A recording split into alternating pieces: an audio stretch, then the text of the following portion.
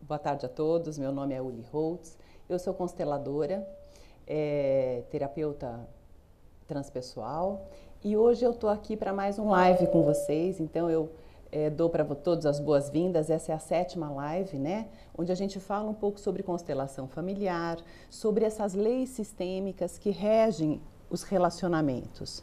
Então hoje eu quero conversar um pouquinho com vocês a respeito desse pensamento sistêmico.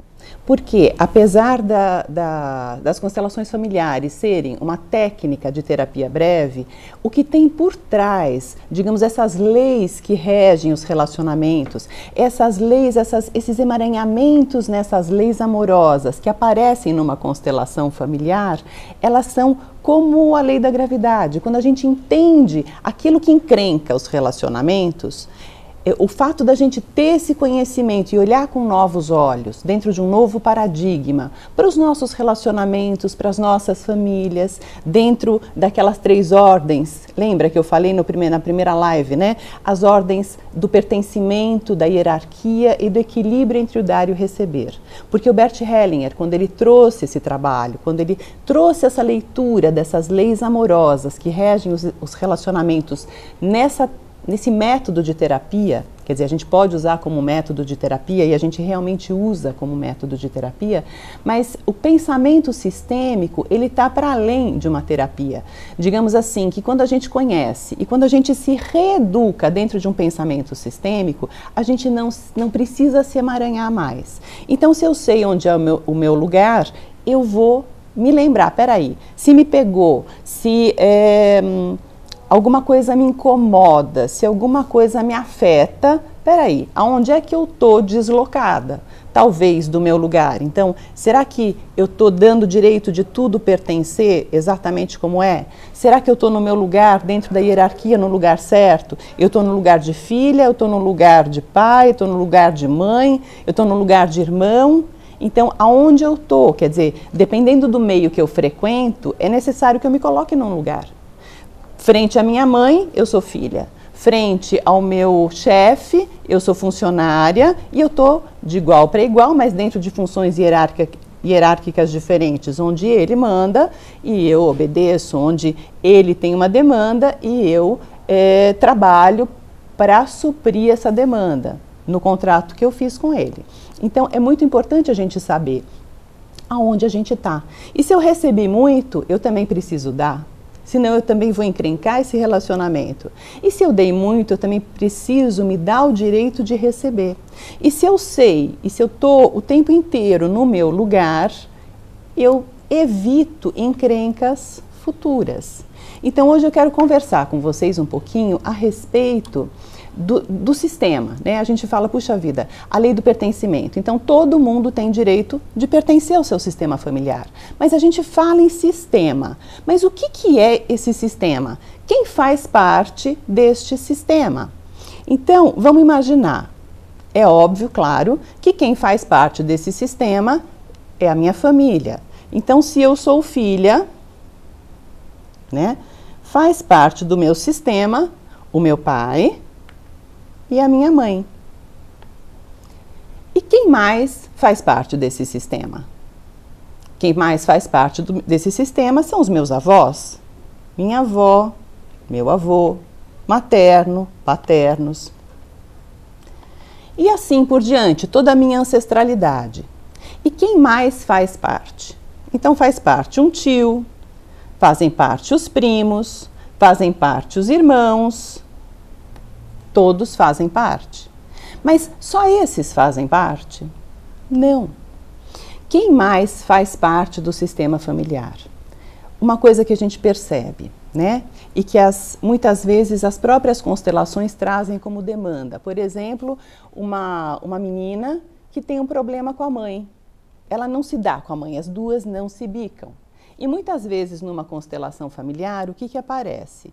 Um pai que teve uma ex-noiva e essa noiva se ressentiu muito desse rompimento, deste relacionamento.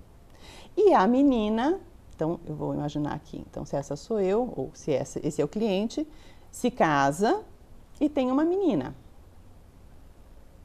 E essa menina, ela encrenca com esta mãe.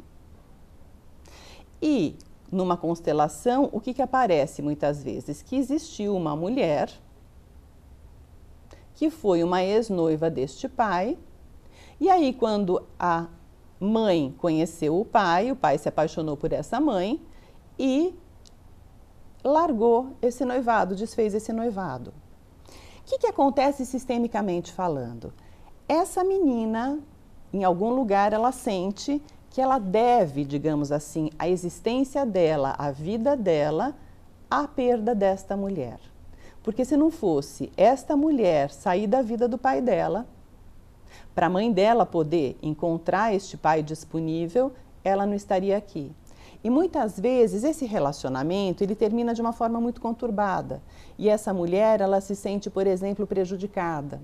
Isso ainda se agrava mais quando, por exemplo, essa mulher não encontra um bom casamento, ou ela não consegue mais andar na vida dali para frente no que diz respeito a relacionamentos. Então, essa menina, de alguma forma, ela não se permite amar esta mãe. É como se fosse demais, fosse pesado demais, ela dizer sim à vida que ela recebeu da mãe, quando na verdade ela deve a vida dela a essa mulher. Parece uma coisa assim meio doida, né? Assim à primeira vista. Mas quando a gente vê e a gente integra e a gente traz, por exemplo, se a cliente é essa menina, quando ela vê e olha para essa ex-noiva do pai, ela se emociona.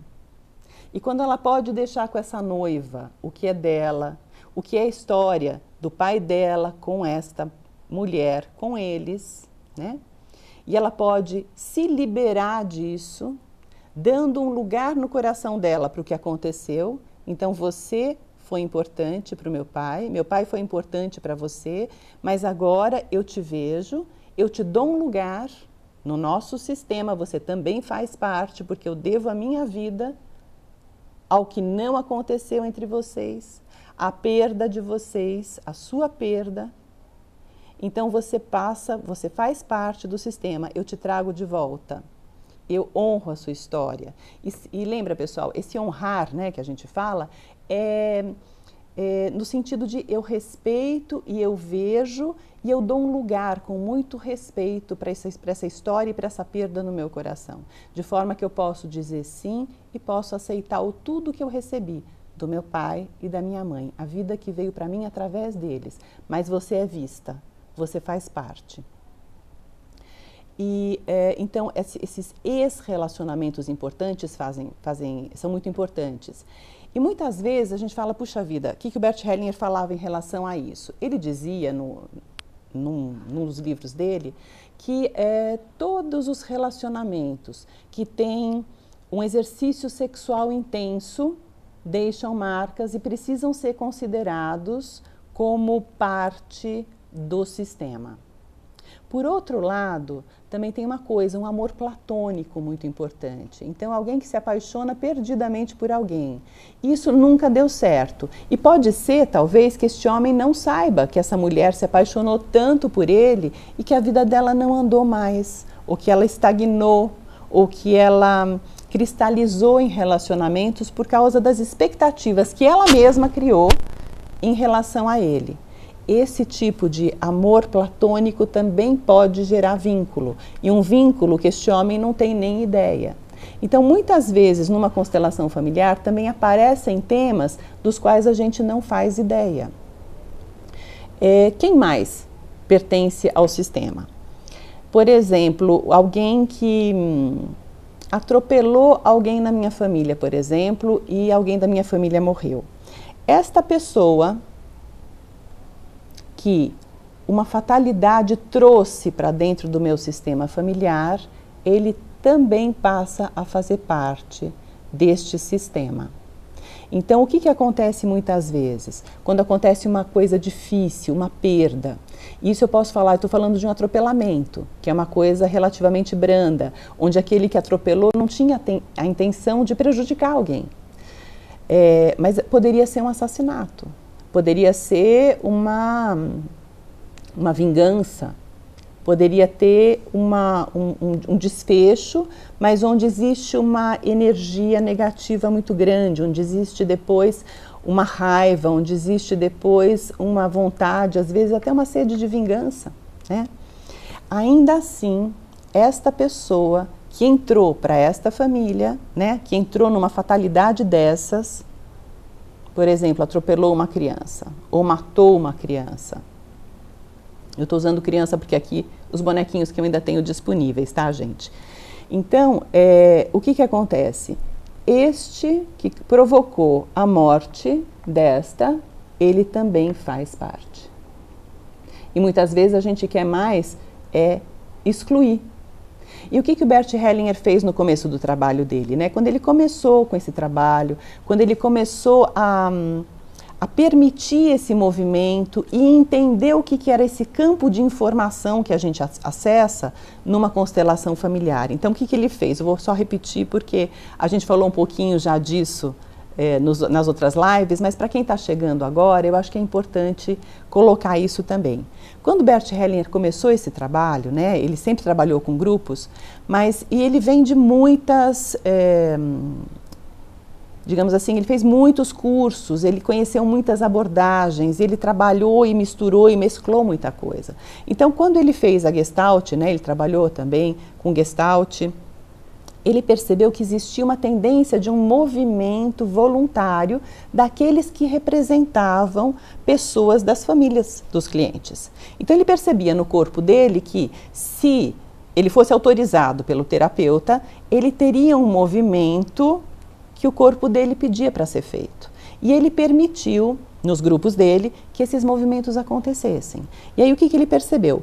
Nessa movimentação, essas dinâmicas inconscientes que regem essas leis do pertencimento, da hierarquia, do equilíbrio entre o dar e o receber. E o que ele percebeu?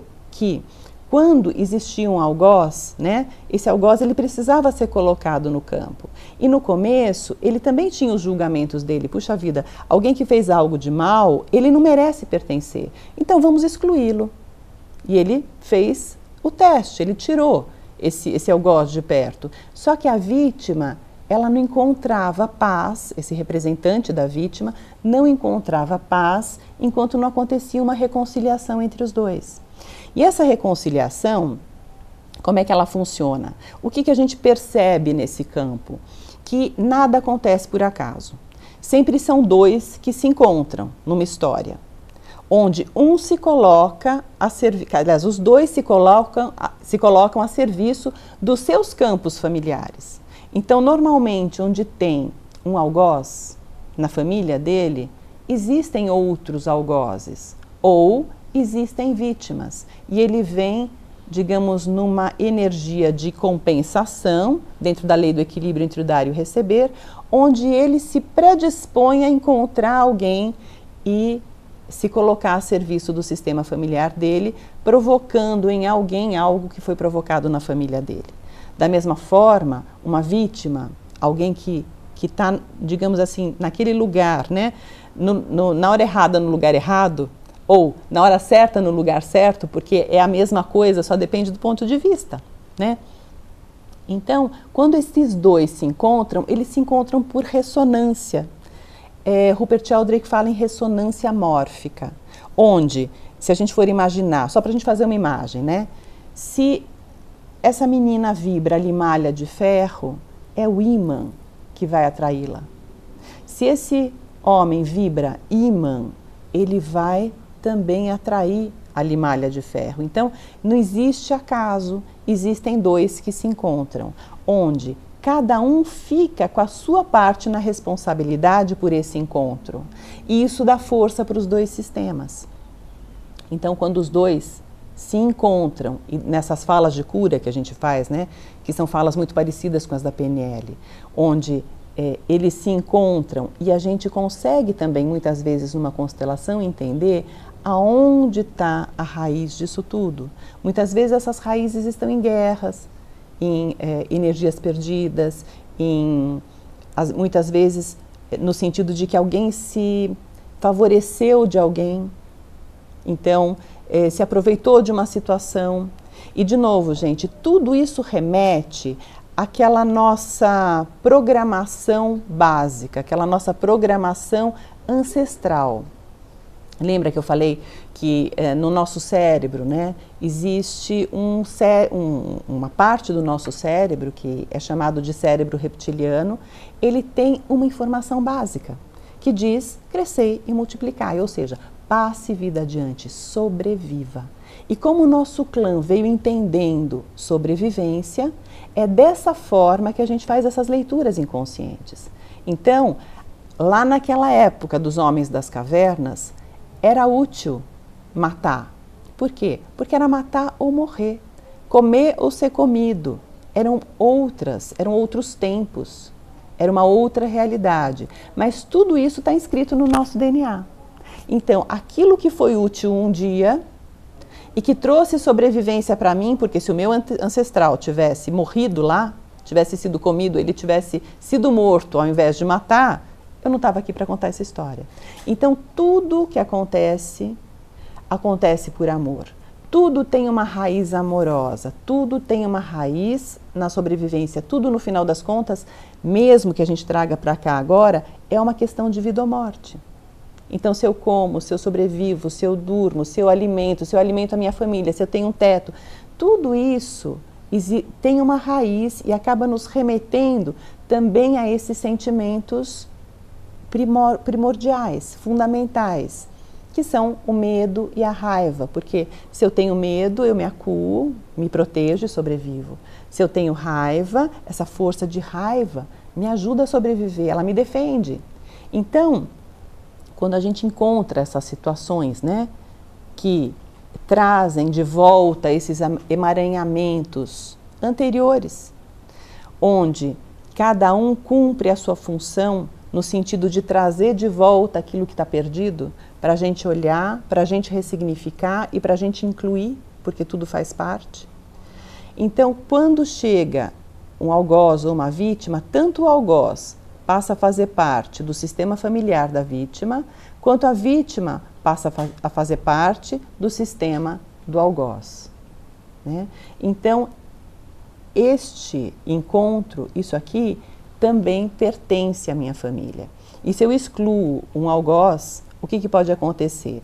Por exemplo, veio um rapaz esses dias no consultório e a demanda dele era a seguinte: eu sou uma pessoa super calma, super tranquila, mas eu tenho uma coisa que quando alguém me tira do sério, eu fico tão irado, eu fico tão cego de raiva, que eu tenho medo. Porque eu tenho a sensação de que se tivesse uma faca aqui ou um revólver, alguma coisa, eu passaria a mão nisso e eu poderia até matar alguém. E quando a gente trouxe isso numa constelação, apareceu também uma história de que existia também alguém que matou alguém na família dele. Só que essa pessoa, ela foi excluída. E as exclusões, como a gente falou também nas outras lives, né? Uma exclusão, ela sempre acontece por dor. A gente nunca exclui ninguém do nosso sistema familiar se a gente não sentir muita dor. E o que traz dor? Uma perda, por exemplo, de um filho, uma perda grande traz dor. Mas também uma vergonha muito grande traz dor. Uma indignação muito grande traz dor. E se eu vejo, por exemplo, que um parente meu matou alguém e eu considero isso uma coisa errada, né? Como assim, né? Quer dizer, isso moralmente, eticamente, não cabe na minha família. Então, eu excluo. Só que essa exclusão, ela tem consequências. Por quê? Porque este também está a serviço de algo que precisa ser olhado. E se a gente não olha para isso, numa geração futura, nasce alguém que se identifica com essa exclusão. E de uma certa forma, num outro formato, às vezes numa outra embalagem, ele também repete essa história. E pode sentir uma coisa como essa que eu acabei de contar para vocês. Onde ele sente, puxa vida, eu não sei o que acontece, mas eu tenho medo de matar alguém. E eu não sei de onde isso vem. E numa constelação, quando a gente identifica isso e a gente coloca isso no lugar, devolve para este assassino o lugar dele de direito dentro daquela família, com toda a sua história, do jeito que aconteceu. Isso não quer dizer perdoar um assassino no sentido de passar a mão na cabeça dele e dizer que está tudo certo. Não, não é isso. Ele fez algo, ele também vai ter que se responsabilizar pelas consequências deste algo. É isso que devolve para ele a força. Se um assassino, se alguém que comete algo muito grave em relação a outra pessoa, ela não, digamos assim, ela não precisa reparar isso de alguma forma, ela não tem que se responsabilizar por esses atos, por exemplo, com uma prisão ou com uma pena, né? Isso até desrespeita essa pessoa. Ela fica sem chance de se redimir daquilo que ela fez. Ela fica sem chance de recomeço. Isso também é muito grave. E quando a gente faz uma exclusão, a gente também acaba fazendo o quê? A gente tira dessa pessoa a chance de recomeçar, a chance de fazer um reconhecimento, a chance de poder se responsabilizar pelo que aconteceu e voltar a ocupar o seu lugar de direito. Então, um algoz, ele também pertence, assim como a vítima também pertence. E a vítima não é vítima. A vítima, muitas vezes, é tão algoz quanto a vítima. Muitas vezes, tão algoz quanto o algoz. Muitas vezes, numa constelação, a gente vê que o representante da vítima persegue o representante do algoz até que o algoz comete o delito. E isso agora, eu estou participando de uma pós-graduação, né? Eu estou no meio de uma pós em Direito Sistêmico, e a gente vê demais isso. Onde quando a gente coloca um caso verídico, né, a gente coloca uma vítima e um algoz, principalmente dentro da família, marido e mulher, né, esses crimes passionais, o que a gente vê? Que muitas vezes aquela mulher azucrinou tanto aquele homem que ele acabou cometendo o delito. Digamos assim, que a vítima procura, de certa maneira, este algoz. E isso, claro, gente, isso tem raiz sistêmica, isso tem raízes no funcionamento familiar destas famílias, nessas histórias difíceis, onde de repente esses dois se encontram, muitas vezes repetindo a história de um pai, de um avô, de um bisavô, e essas histórias se repetem de forma amorosa. É como se eu encontrasse, por exemplo, se eu tenho um pai que matou a minha mãe e de repente eu também cometo o mesmo delito em relação à minha mulher ou a alguém, digamos que pela porta dos fundos eu me encontro amorosamente com o meu pai. É como se eu dissesse, eu julguei tanto você, mas eu acabei fazendo a mesma coisa. Então, no negativo, eu me encontro com você. Então, essas também são histórias de amor deslocado. Outro exemplo de quem também faz parte, por exemplo, isso é muito comum, um médico, um erro médico. Quando um médico ele comete um erro e desse erro acontece a morte de alguém, de um paciente, esse médico também se vincula a essa família. Então, se aqui vem um médico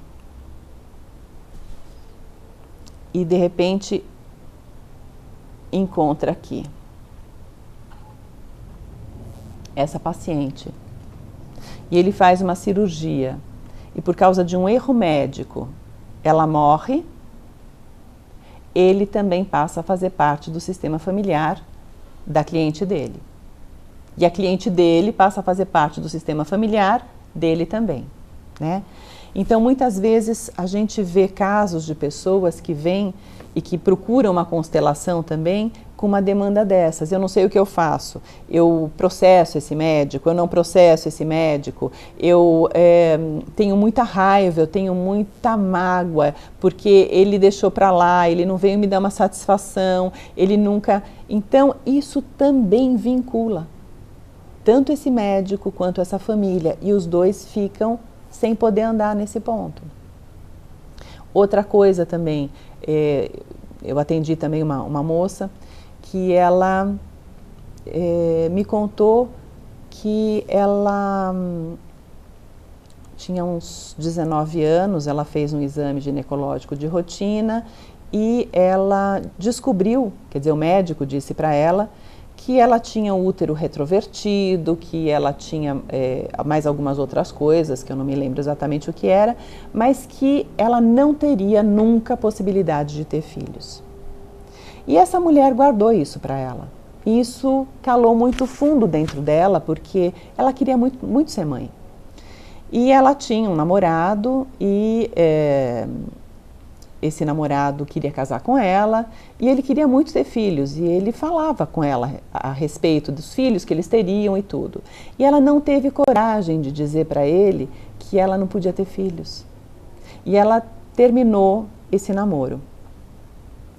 E tempos depois, ela encontrou um outro homem que já vinha de um relacionamento anterior e que não queria ter filhos. E ela também não contou para ele que ela não podia ter filhos. Mas para ela ficou bom, porque ela pensou, puxa, então eu não vou ser cobrada, eu não vou ser menosprezada por não poder ter filhos. E acabou se casando com esse homem, mas esse homem não era o amor da vida dela. E depois de um tempo, ela se viu grávida. E foi uma surpresa para ela, porque ela jamais pensou que ela pudesse ser mãe. E foi uma surpresa também para este marido, porque esse marido não queria mais ter filhos, ele já tinha os filhos do primeiro casamento. E ele deu também um ultimato nela e disse, olha, ou você tira essa criança, ou você vai criar essa criança sozinha. Ela optou pela criança. Mas, dada essa mágoa do pai, ela também não teve mais... quando ela olhava para essa criança, para esse filho, ela projetava no filho toda a mágoa que ela sentiu deste pai dele e rejeitou essa criança. Então, eu estou contando isso porque para vocês verem como é grave um diagnóstico assim. É claro que ela tem os emaranhamentos dela que levaram ela a ficar quieta, a calar sobre esse assunto, porque ela também não deixou aquele primeiro amor, o grande amor da vida dela, optar por ficar ou não com ela. Então vocês veem como são histórias de amor deslocado. E quando a gente percebe aquilo que realmente encrenca as famílias, quando a gente começa a entender quem pertence, onde é o lugar de cada um dentro da hierarquia, onde os filhos são os pequenos, os pais são os grandes. Os nossos pais são os pequenos dos nossos avós.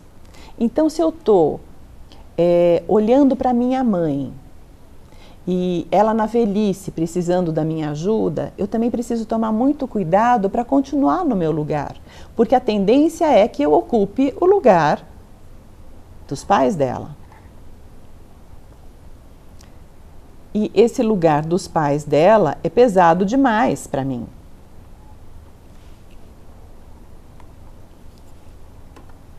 Então, quem é que são os certos para minha mãe? Os pais dela.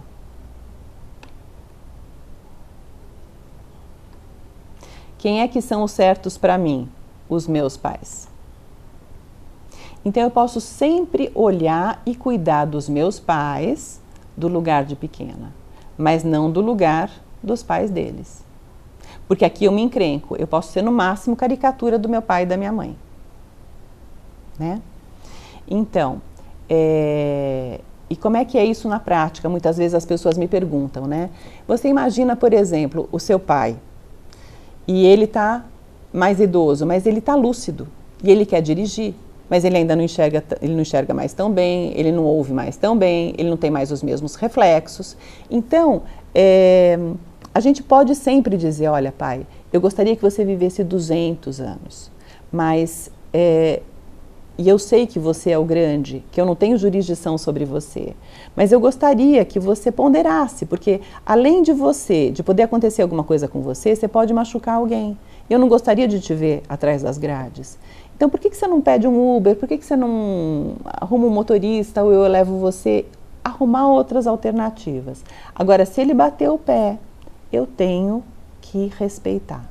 Porque eles não pediram, meus pais não pediram a minha opinião para se casar. Eles não pediram a minha opinião para ter filhos. E eu não tenho o direito de tirar deles a grandeza deles.